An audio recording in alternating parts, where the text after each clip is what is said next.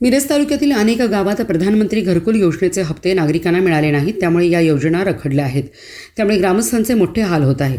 त्यामुळे राष्ट्रवादी काँग्रेस पक्ष शरदचंद्र पवार गटाचे नेते सचिन कांबळे यांच्या नेतृत्वाखाली मिरज पंचायत समिती आवारात लाभार्थी नागरिकांना घेऊन धरणे आंदोलन करण्यात आले.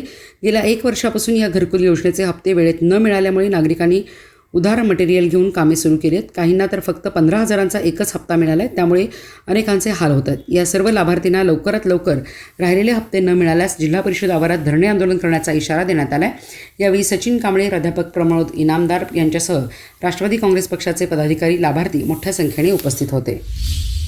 मी आहे एरडोलीतून.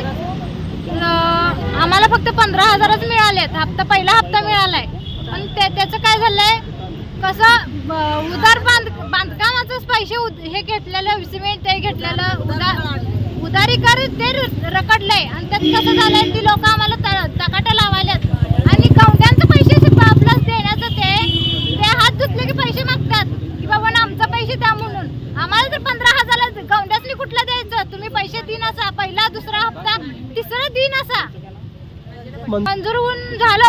मी वर्ष होऊन गेलं, एकच हप्ता आलाय. अरे कुठे छपर घातलं ते छपरात राहिलंय, बांधलं होतं ती सुद्धा पाडून आम्ही बसलोय. मग राहायचं कुठं आम्ही? मिरज तालुक्यातील प्रधानमंत्री आवास घरकुल योजनेचे जे काही लाभार्थी आहेत, त्या लाभार्थ्यांना गेल्या 2 महिन्यापासून या ठिकाणी त्यांचे हप्ते थकीत आहेत. काही लाभार्थ्यांचा पहिला हप्ता मिळालेला आहे, काही लाभार्थ्यांचा दुसरा हप्ता मिळालेला आहे, काही लाभार्थ्यांचा तिसरा हप्ता मिळून चौथा हप्ता मिळालेला नाही. त्यामुळं मिरज तालुक्यातील लाभार्थ्यांची या ठिकाणी घरकुलाची जी काही कामं आहेत ते ठप्प झालेले आहेत.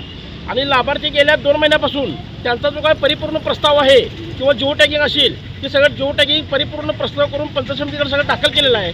आणि लाभार्थी गेल्या 2 महिन्यापासून या ठिकाणी मिरज पंचायत समितीच्या कार्यालयाकडे हेल्पाट मारत आहे की आमचं पैसे कधी जमा होणार. पण प्रशासनाकडून त्यांना उडवाउडीची उत्तर या ठिकाणी देण्यात आलेले आहेत. त्यामुळे ही बाब आमच्या निदर्शनास आल्यानंतर आम्ही राष्ट्रवादी काँग्रेस पक्ष शरद पवार गटाच्या वतीनं माननीय मुख्य कार्यकारी अधिकारी जिल्हा परिषद सांगली व प्रकल्प संचालक जिल्हा परिषद सांगली यांना निवेदन देण्यात आलेलं होतं की मिरज तालुक्यातील लाभार्थ्यांचे हप्ते तात्काळ जमा करावेत. अन्यथा आम्ही राष्ट्रवादी काँग्रेस पक्षाच्या वतीनं 28 तारखेला या ठिकाणी मिरज पंचायत समिती कार्यालयासमोर आंदोलन करणार. आणि त्याप्रमाणे आज आंदोलन चालू आहे. लाभार्थ्यांनी घरकुलाचं काम चालू करत असताना या ठिकाणी पहिल्या हप्त्यामध्ये त्यांचं काय 15,000चा जर हप्ता असेल तर लाभार्थ्यांना माल मटेरियल घेण्याकरिता या ठिकाणी दुकानदारांच्याकडून या ठिकाणी मटेरियल उधार घेतलेला आहे. काही लोकांच्याकडून हात उचलून पैसे घेतलेले आहेत. ती लोकसुद्धा लाभार्थ्यांच्या पाठिंबा या ठिकाणी पैशाला तगादा लावले आहेत. या सगळ्या गोष्टीचा विचार करून आज थंडीचे दिवस आहेत, लाभार्थ्यांची घरं या ठिकाणी आज बंद अवस्थेत आहेत. त्यामुळं प्रशासनाने याची तात्काळ गांभीर्यानं दखल घेऊन लाभार्थ्यांचे हप्ते तात्काळ त्यांच्या खात्यावर वर्ग करावेत.